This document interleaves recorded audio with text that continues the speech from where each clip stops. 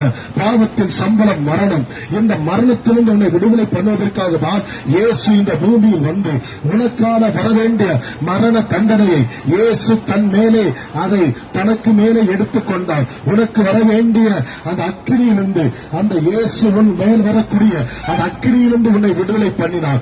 இன்றைக்கு இயேசு உன் மேல் இருக்கிற எல்லா மரண தண்டனையிலிருந்தும் உன் மேல் வரப்போகிற அக்கினியிலிருந்தும் இந்த இயேசு உன்னை விடுதலை பண்ணுவார். இயேசு உனக்காக இந்த பூமியில் வந்தது மாத்திரமல்ல, உன் பாவங்களுக்காக உன் அக்கிரமங்களுக்காக அவர் சிலுவையில் உனக்காக மரித்தார், உனக்காக ஜீவனை கொடுத்தார், உனக்காக இரத்தத்தை சிந்தினார். மீண்டும் 3ஆம் நாளிலே உயிரோடு எழும்பினவர் இன்றைக்கும் உயிரோடு கூட இருக்கிறார் இயேசு.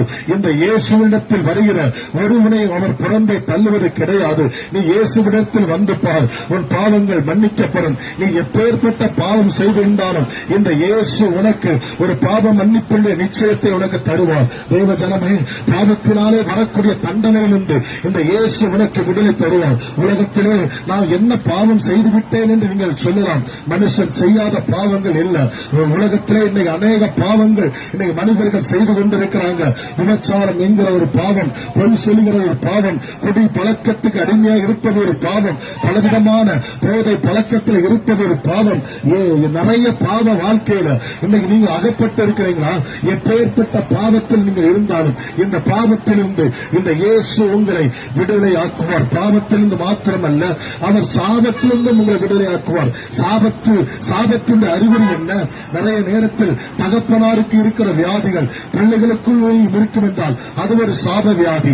சில நேரத்தில் ஒரு குடும்பம் முன்னேறாமல் ஒரு தரித்திரத்துக்குள்ளே இருக்கிறது என்றால் அது ஒரு சாபம். குடும்பத்தை முன்னேற விடாதபடிக்கு இருக்கிற ஒரு சாபம். நீங்கள் எவ்வளவுதான் நீங்க கஷ்டப்பட்டு நீங்கள் பணம் சம்பாதித்தாலும் ஆனா அந்த வீட்டுக்கு அந்த பணம் போகும்போது அந்த பணம் உங்கள் வீட்டில் தங்குவது கிடையாது. அந்த பணத்துக்கு வேற ஏதோ ஒரு செலவு வருகிறது. நீங்கள் எவ்வளவுதான் சம்பாதித்தாலும் அதில் ஒரு திருப்தி இல்லை. மீண்டும் நீங்கள் கடன் வாங்குகிறீர்கள். கடன் வாங்கி இந்த சாபம் நாளுக்கு நாள் பெருகி உங்கள் வாழ்க்கையிலே இந்த சாபம் உங்கள் வாழ்க்கையில ஒரு மரணத்தை கொண்டு வருகிறது.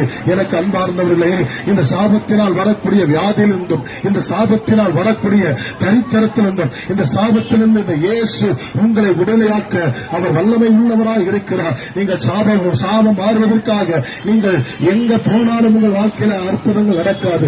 ஆனால் இயேசுவினிடத்தில் வரும்போது உங்கள் சாபத்திலிருந்து முற்றிலுமான ஒரு விடுதலை உங்களுக்கு கிடைக்கும். சாபம்